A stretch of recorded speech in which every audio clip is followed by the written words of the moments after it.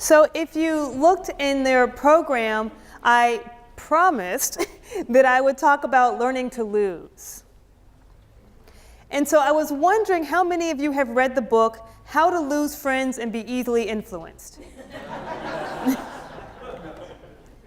Not many, right? Because we are not really in a society that teaches us how to lose. We're taught how to win. The book is How to Win Friends and... Right, that's supposed to be the way to go. So I want to talk about how to lose. And hopefully when you leave this chapel, you'll have some tools for how to let go of what you hold on to the tightest, how to embrace loss, and how to gain new mental and spiritual strengths. And this process will come to you in the form of 3 lessons in losing. I'll talk about how to lose your mind, how to lose your life, and how to lose your faith. Do you maybe ever think of yourself as part of an us? Like there's other people who are like you. And so you make an us. It might be this is your family becomes an us, or the people of the same gender, the people of this church. And whenever you have an us, that means you have a them. And these aren't, I'm not saying this is a bad thing, but I know I think of myself as having an us. You know, my parents raised me to say, these are the kinds of things that we do as compared to the kinds of things that other people do. It was actually a pretty minor lesson, right? It was saying, okay, because you're African American, we don't wash our hair every day. Therefore, 3-year-old, do not get sand in your hair the day before church. Right? Because we don't wash our hair every day, even though some other kids who you play with, that's something that they do. Right? Not morally weighted one way or the other, but there is an us and there is a them. And so I found that I often there's this line, there's these choices that we have. And we sometimes draw a line between who we are and who they are. And that's something that I had done. And I've learned that that as I was doing this, by drawing a line between us and them, between who I imagine myself to be and who I imagine myself not to be, I wasn't always making the best choices. I wasn't always choosing life because I was so busy choosing to be us. So if you had known me 12 years ago, you might have known that I was hospitalized in the psychiatric unit of a major research hospital. And this came about because I was just having a particularly difficult time. And I'd come back from a conference. It was right around Thanksgiving weekend, probably the day, I think it was probably even Thanksgiving Wednesday, the Wednesday around Thanksgiving, right before Thanksgiving. And I was living in North Carolina, and my mother had come into town to be with me. At the time, wherever I was, she would come to me for Thanksgiving. That was just our ritual. And because we're vegetarian, we don't eat turkey, we just ate regular food and watched Law and Order marathons. This was our Thanksgiving ritual. And I was up in the middle of the night, I wasn't feeling well, and I called a good friend who is both a pastor and a therapist. And I started talking to her about how I was feeling, and she knew if I was calling in the middle of the night, I wasn't feeling well. And she asked me a question, well, are you okay? No, I'm not okay. Do you want to hurt yourself? These were not really effective questions for me because I hadn't thought that deeply about it. But then she says, do you feel like you don't want to be here? And I said, yes. And she says, so what I need you to do now is wake your mother up, tell her how you're feeling, and go to the hospital. And I wasn't in a place where I felt like I could make a decision for myself. And she says, if you trust me, you'll do what I'm asking you to do. And I felt a lot of conflict about this. Because in my mind, that was the line between me and crazy. Between me and you're really gone off the deep end was being hospitalized. Now, there are some legitimate reasons for feeling this way. Where I worked at the time, I had a colleague who I knew lived with a bipolar depressive condition, and she also had a really strong passion for students and a strong sense of justice about how things should go. And when we were in meetings, she would express how she felt and what she thought was important, and they would say, well, you know she's bipolar, behind her back. So I had this sense that I was not working in a context where mental health challenges were taken seriously, or where people were valued for the things that they said and they did regardless of their diagnosis. I also knew that once you're in a psychiatric hospital, it's as hard to get life insurance as if you're a chain smoker. That you're now considered a liability. And I thought, well, I could be ruining my chances for life insurance, and I'm so young. What if I can never get good life insurance again? But the real deep fear was that to me, if I was hospitalized, that meant I lost my mind. And I didn't want to even think of myself as losing my mind. But I couldn't make a decision for myself. I was worried. And so I did what my friend, my pastor, this therapist told me to do. Only I didn't go to a local hospital. I decided to drive 90 miles away and go to another hospital. And this was partly because I was in a relatively small community. I didn't want them to know.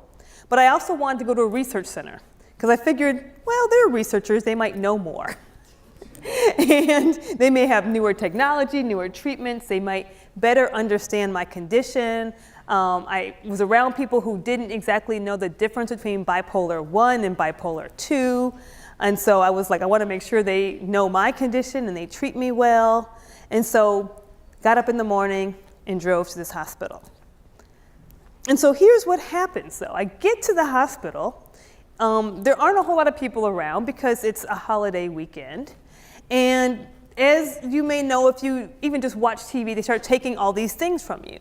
They take your phone, but phones weren't as smart then.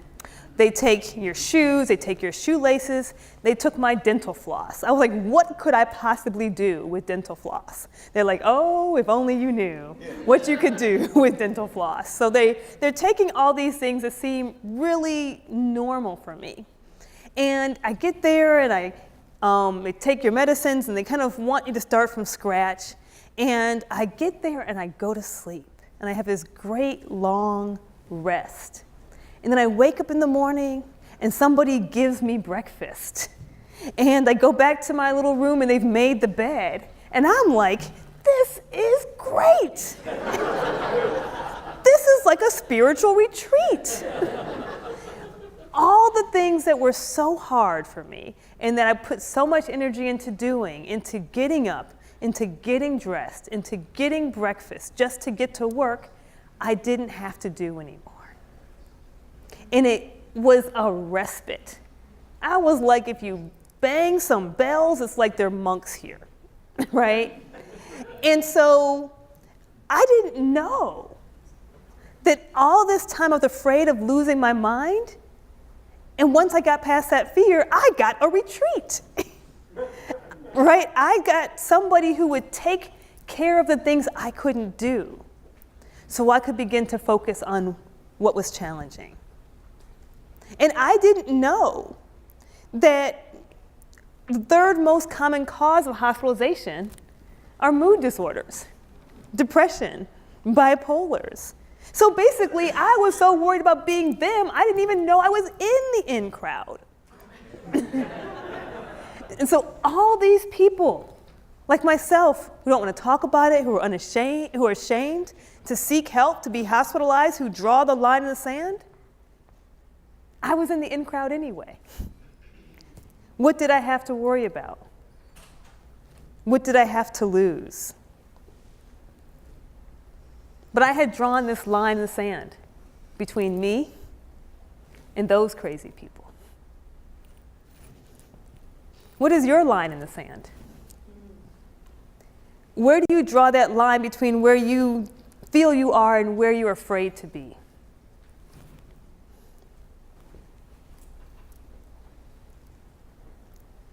So some people make lists of pros and cons, and I find that it's really helpful to make a list of the line.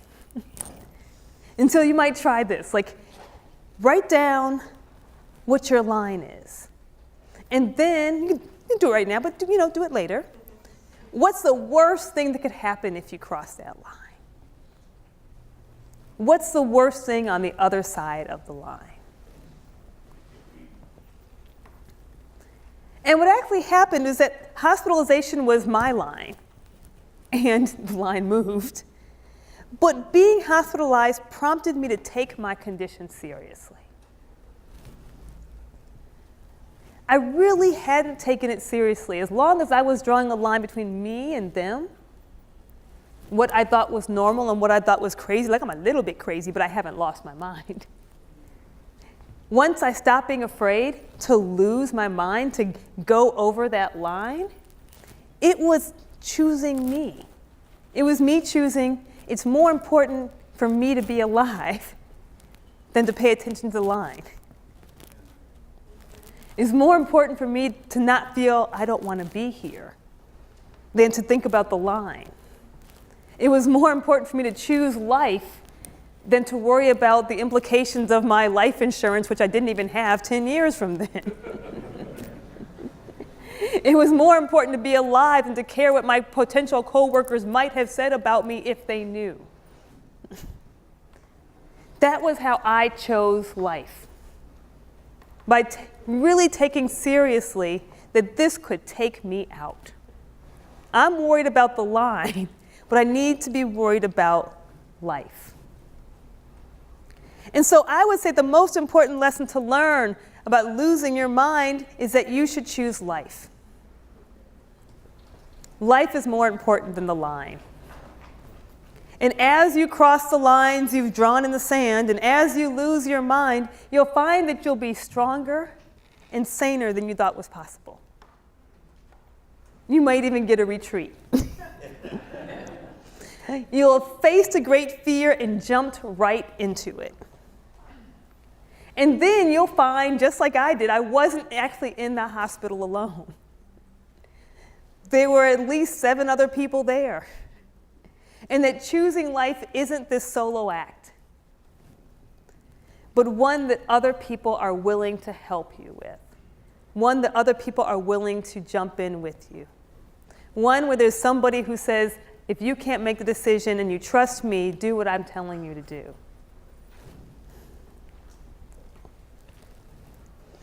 So that's one of the lessons about how to lose your mind. If you're afraid to lose your mind, just choose life more than the line. Well, I had other fears. I was really afraid of losing what I thought about my life. And maybe you're kind of like me, and I have kind of some Energizer Bunny qualities about me. I'm the kind of person who likes to keep moving forward and keep doing things, likes to plan my work and work my plan. And so that means you have to kind of keep doing stuff. And I can blame that on some of that on the hypomania, but I think it's just a personality overachiever type A problem. And what I didn't know is that I had to rest in order to heal. So what I talk the most about is what it is to live with a depressive condition that's sometimes disabling. What I don't talk about as much is that I live with a particular knee condition that is hereditary and that is also disabling. So my kneecaps naturally dislocate. And I discovered when I was about 10 years old, I saw my great uncle do the same thing with his kneecap. And when I was a kid, I could take my kneecap and rotate it around in a circle on top of my knee. And I didn't know you weren't supposed to do that. Because these were the only knees I had. And I would kind of gross out the kids at school, like, look at what my knee can do. But it turns out that my kneecap would dislocate every time I walked. But it didn't hurt. It had a certain rhythm to it. But when it dislocates outside of that rhythm, it hurts a lot. And there are certain things that make that put more pressure on my knees and make it dislocate, they can cause it to dislocate. And there are certain activities that help to strengthen muscles that don't get strengthened when I'm walking that might get strengthened when someone else is walking, right? And I should do those kinds of things. And I began to learn about this probably in my teenage years. But this was an ongoing, and continues to be an ongoing challenge that I have. So at one point, I was in a doctoral program, out of residency, and here's the important part, I had no health insurance. And I am out in the world on a first date. You know, I'm looking great. I've got these dark wash jeans on, these suede chocolate brown boots that I bought on sale. The guy is so cute. I had just met him. And we get out of the car, we're walking to the restaurant, there's a little bit of rain outside, and I am flat on the ground. I walked or turned or something happened, and my kneecap dislocated in a painful way I had never experienced before. And I'm lying there on the ground in the parking lot, super cute guy I don't know that well looking at me, people walking by concerned about me, and I can't even talk. It hurts so badly, I'm just yelling and no sound comes out. And people are asking, what can we do for you? Can we get you Advil? Can we get you a leave? I'm like, don't touch me. Let me just lie here. I'm not going to get up. Should we carry you? No, don't carry me. Just leave me here. And so after a while, I decided that my kneecap actually had gone back into place. It didn't stay dislocated, so that's the good news. And we never make it to the restaurant. The cute first date guy takes me home, where I lie on the couch and ice it up and think I've really made a pretty bad impression here, and I'm concerned because I don't really know what to do now. I've had this knee condition all of my life. It has never hurt this badly. I think I should probably see a doctor. What has happened? And so, as it would happen, as luck would have it, the cute guy from the first date, who I actually never went on another date with, had a friend who was an orthopedic surgeon. And so he gets me in to see the orthopedic surgeon within a couple days. And I get to the orthopedic surgeon's office, and he's this tall, lean guy, and I'm already thinking about how much this is going to cost me financially. And he comes in, and the assistants take the x-rays, and you wait, and you finally get in the little room. And he says, well, there's good news and there's bad news. And he says, the bad news is, yes, you really did hurt yourself pretty badly. And I'm worried about all the things I should have been doing, should not have been doing, what I could have done right, what I could have done wrong. And he says, well, the good news is the medical science around your condition has not evolved in the last 25 years. So there's actually nothing you could have done differently. It's not like you should have had the surgery or you should have done this. Like, there's really nothing that we can do to help you. So what you have to do is just get on crutches and take the pressure off of your knee. And then he says to me, now I have a feeling that as soon as you get on the crutches, you're going to try and go in the gym and lift weights on your upper body. I was totally that person. How did he know, right? I'm that keep going kind of person. He's like, don't do that. When I say use your crutches and rest, I mean use your crutches and rest. And then he says, and I know it hurts a lot now. It will stop hurting, but stay on the crutches 2 months after it stops hurting. He says, you have to rest in order to heal. Well, for me, this was a pretty big turning point in my life, because not only was he telling me I had to rest, he told me I couldn't do the things I was used to doing. Some of those were minor things, like those brown suede boots with the heels, which felt pretty big at the time because I had a number of really cute shoes with heels on them. Nope. This was putting a real problem with my dating life, right? Cute guy disappeared from the first date, hooks me up with the orthopedic surgeon, then went away. The things that I was used to doing, like running, like walking, like roller skating. He was like, nope. I had actually already had a situation where I had to learn how to walk all over again.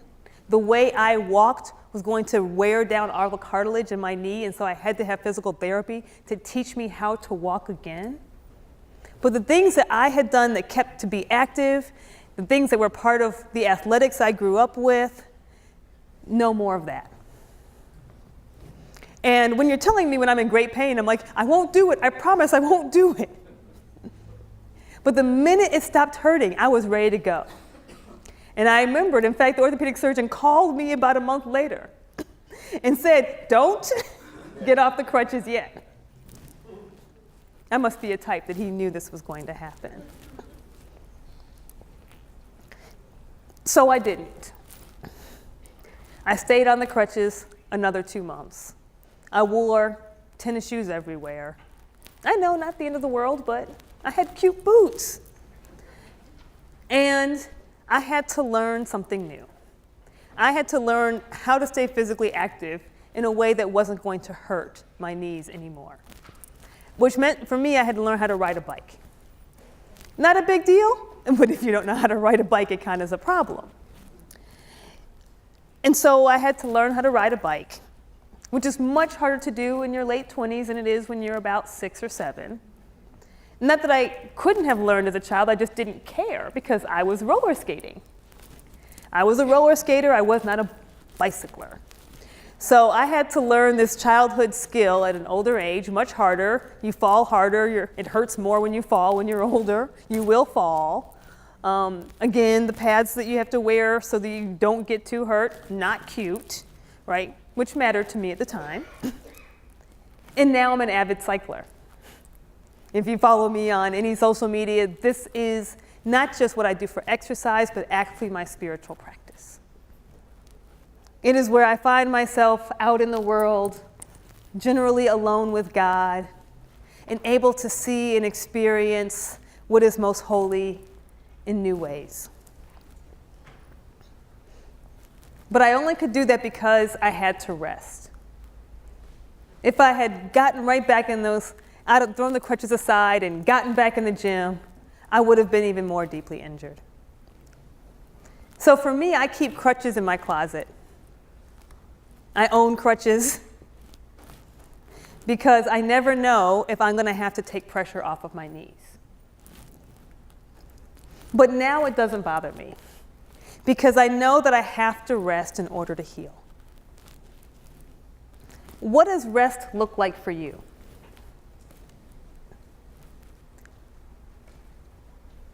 For me, it's crutches when I'm talking about my knees. But what kind of support holds you up?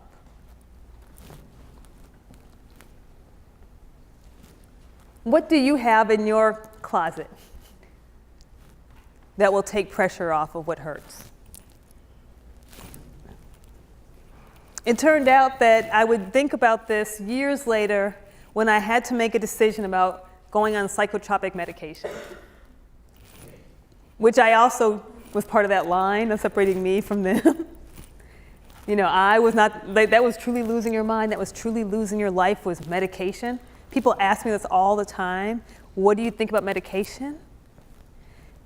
And I realized it's a crutch. Now, we often use the word crutch in wider society as something that you're depending on, something that you're using so that you're not doing what you're supposed to do. But I think of it as support.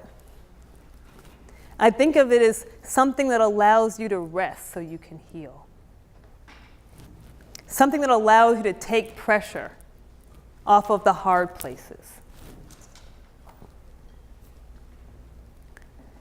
So what I ended up doing, and I find this to be helpful as well, is making a list of where I find support when I need to rest. Sometimes that's crutches, sometimes that's friendship.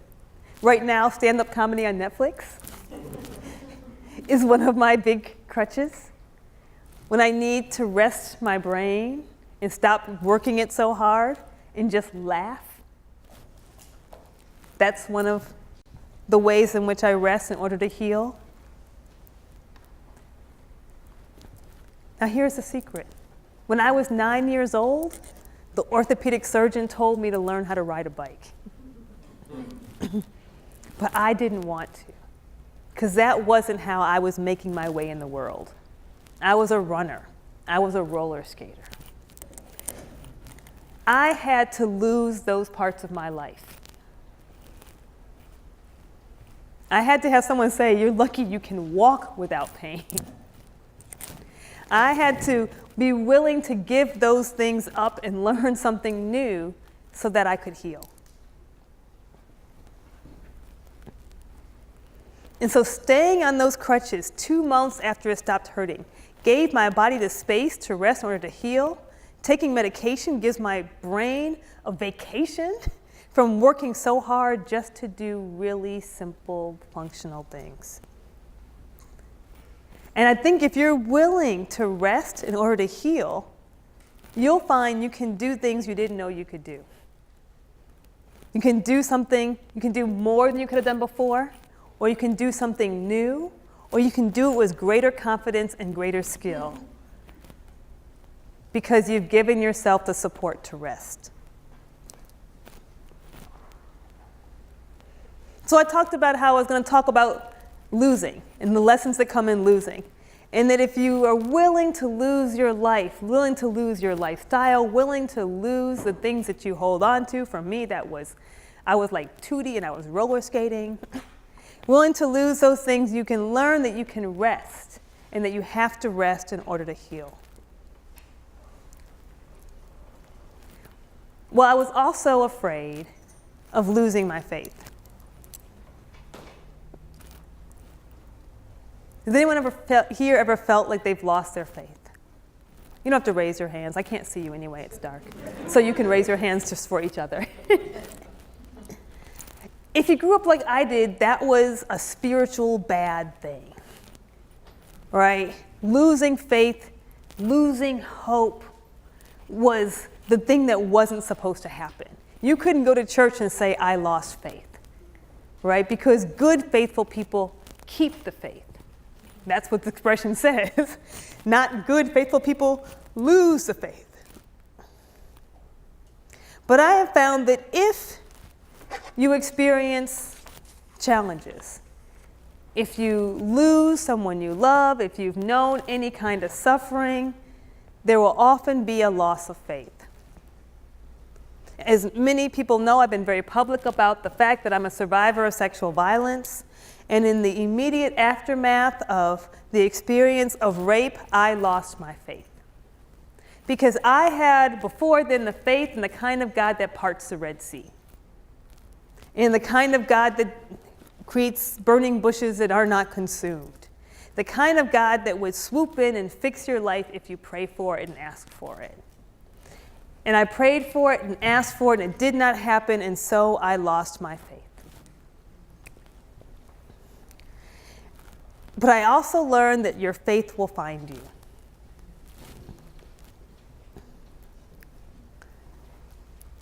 Raise your hand if you've ever had to do or been asked to do something that you're pretty sure you couldn't do.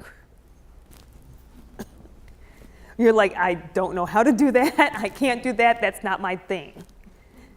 Sometimes it may be a job and you're like, "I can figure it out." But you've been asked to do something that you don't know how to do or you think you can't do. Well, as I was losing my faith, I was also in an MDiv program. And I had to do a field ed requirement that required me to go be ministerial. I had to go help somebody else with their faith when I was losing mine. And so I had to find a place to have an internship right at this point, because I didn't have anything else really planned. And so I was like, we got to stay on the current plan. There's no money for anything else. I lost my job, so that wasn't going to work. So I had to stay in school, and I had to find a field ed placement. And the first field ed placement I had fell through, and so now here I am. It's October. The field ed director, I guess they call them contextual education directors, kind of fussing at me and telling me, "You've got to find a place to go. The year has started." And so I end up going to a church I had been to one time with a classmate of mine. They had an evening service on Saturdays, and one day I was studying late, and he says, "What are you doing?" "Nothing. Come to church with me." So I had been to this church one time, but I knew the church was one of those approved churches for field ed sites. And so I said, well, let me try this church because I'm fairly desperate. So I go into the church and I meet with the pastor, and the pastor is kind of like a black Santa Claus, right? He's tall, he's got this beard, it's got some gray in it. He is a kind of, a big, hearty guy. He's much taller than I am, but he smiles a lot and makes you feel warm and comfortable. And you go in his office, and it's just completely messy. There are papers stacked here and there, and there are cassette tapes everywhere.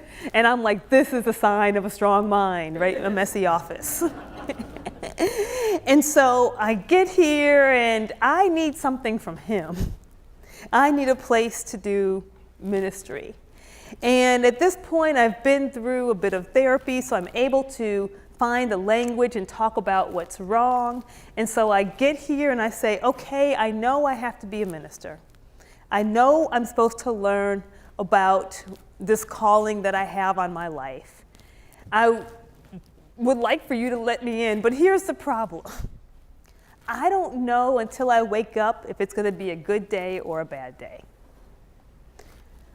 And I don't think that I can help somebody pray.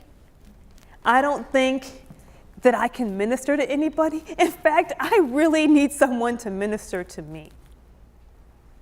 Can you work with that? And he has this characteristically deep voice, and he says to me, and we're sitting in these chairs facing each other, and he says to me, well, why don't you just show up? We have ministry every day of the week, maybe not Mondays. There's Tuesday prayer meetings, Wednesday Bible study, Thursday happy hour, a short service during lunch hour, Friday night live, Saturday service, Sunday service, right? He says, why don't you just show up and the ministry will find you? And I was like, all I have to do is show up. This is great. Because I figured that was really all I could do. And so I showed up. I showed up on Tuesdays when there was prayer meeting. I showed up on Wednesday where all the kids run around and we eat some food and you have Bible study and the young adults are in the back, talking cool talk. I came on Thursday for people whose offices, and mostly they were near a hospital, so they were mainly, medical professionals whose offices were nearby, and they would come over for a quick service while eating lunch. I came on Friday for the worship celebration. I came back on Saturday for a kind of lower key, quiet service. I came back on Sunday. I learned how to move all the tables and chairs around, how to unlock the office, how to set things up. I just showed up. And I did this many times a week, many weeks in a row. Showed up at ministerial staff meeting, and no one asked me to do anything. Until I can't even tell you how the conversation began, but I knew that my whole life at that point was trying to figure out how to be okay after this intimate experience with violence. I didn't know how to talk to God, didn't know if I liked God, didn't know how to pray. I was post-traumatic and really much more concerned about how great it would be if I could really sleep without nightmares again. The last thing I cared about was trying to minister to somebody else. But of course, I was obligated to minister to somebody else. And so I just showed up. And as things turned out, I was talking to somebody else in the church about my experience. I'm a survivor of sexual violence. Most days are bad days. Every now and again, I have a good day. Most nights are bad nights. Every now and again, I have a good night.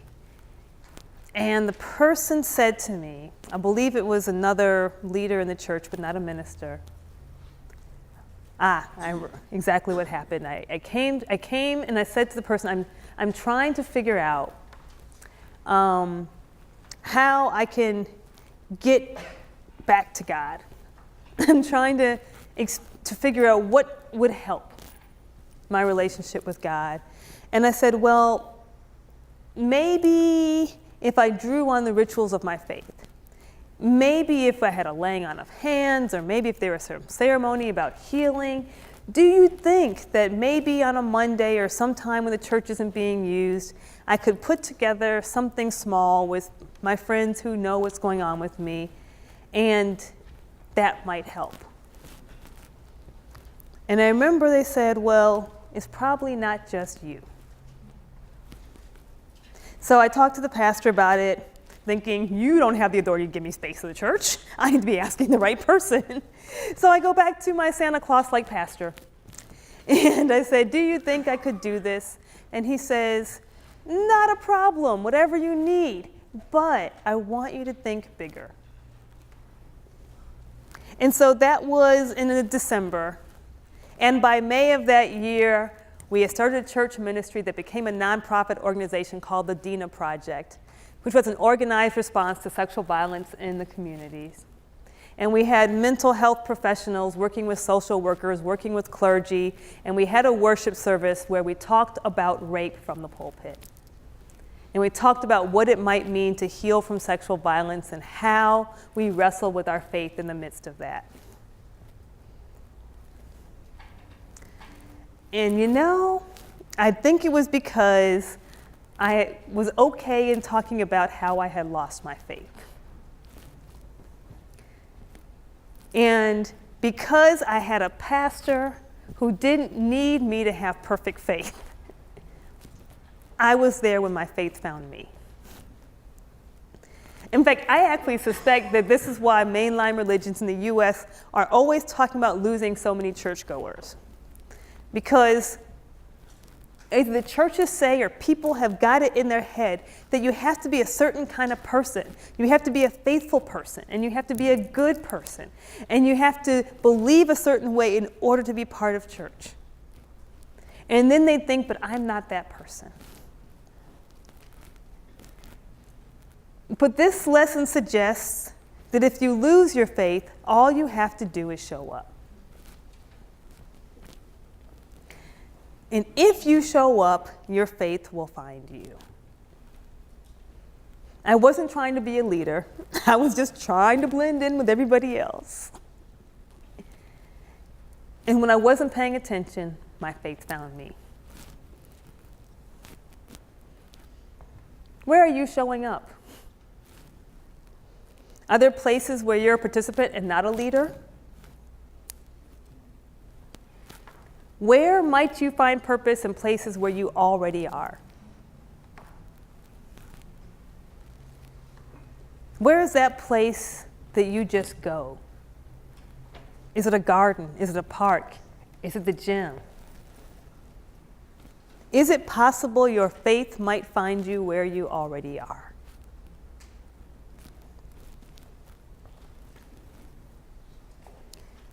So I had this wonderful, insightful pastor, and he knew not to ask me to do things that I couldn't do. He took away that terror you get when you're asked to do something that you know you can't do. Because he knew that ministry would find me if I showed up, and all I had to do was show up, which honestly is quite an amount of work. And I think that if you are not afraid to lose your faith, if you're not afraid to lose some of the ideals, some of the beliefs, some of that warm, fuzzy feeling about God that most of us like, and that's meaningful and that actually got us into the places where we are right now, that if you're not afraid to lose your faith, and if you believe that your faith will find you where you are, you will actually enjoy the faith journey more. That rather than trying to hold yourself up to these expectations of what it means to be a minister, of what it means to pray and to fast and to do Bible study and have a certain kind of spiritual growth, that you can rest in the fact that if you lose some part of your faith, that God is big enough and wide enough for you to find faith anew. Right where you are, and probably when you least expect it.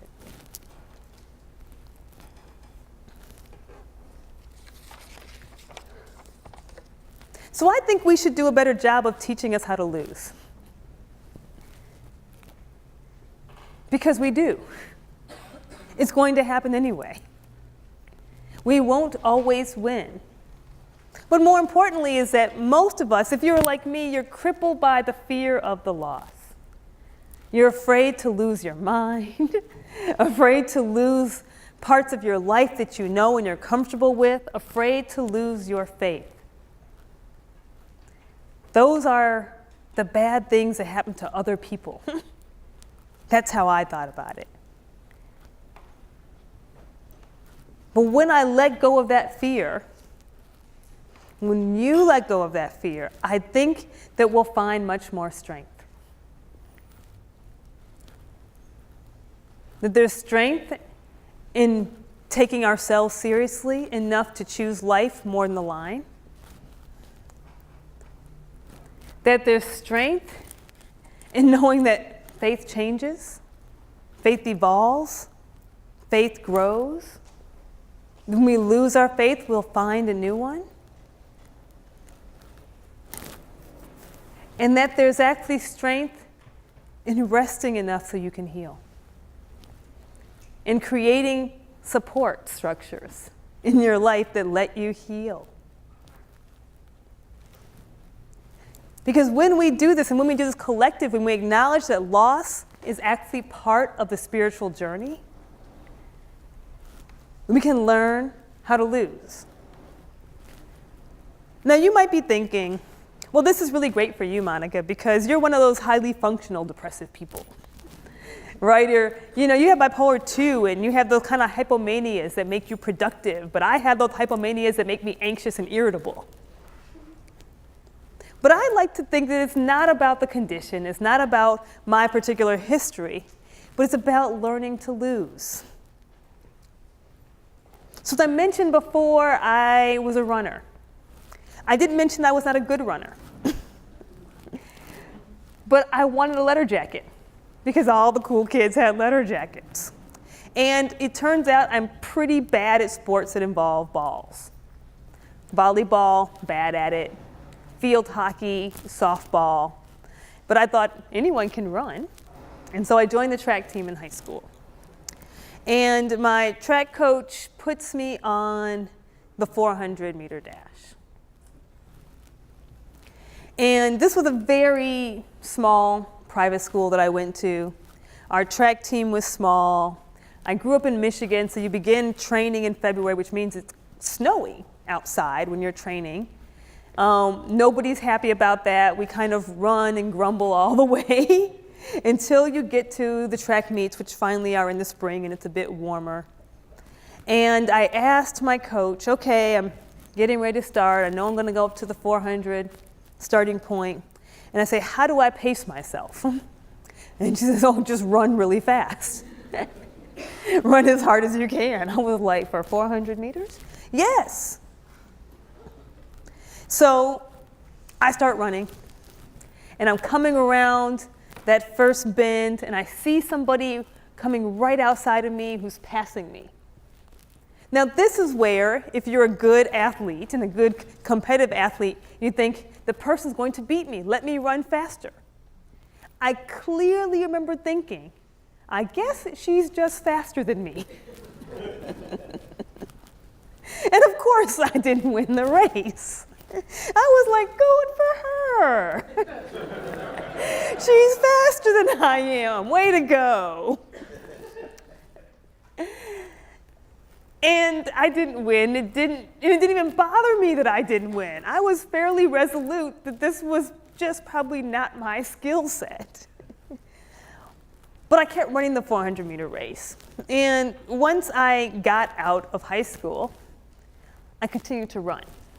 And that's what I would do when I was in college as my form of exercise, in the snow. Because it turned out I was never really competing with somebody else. I was competing with myself. And my school was so small that they needed everybody in every event so we didn't forfeit points. And what I learned from that was that our presence and our efforts mattered. It didn't actually matter that I was slower than somebody else. It didn't actually matter that I lost. It only mattered that I stayed in the race. Thank you.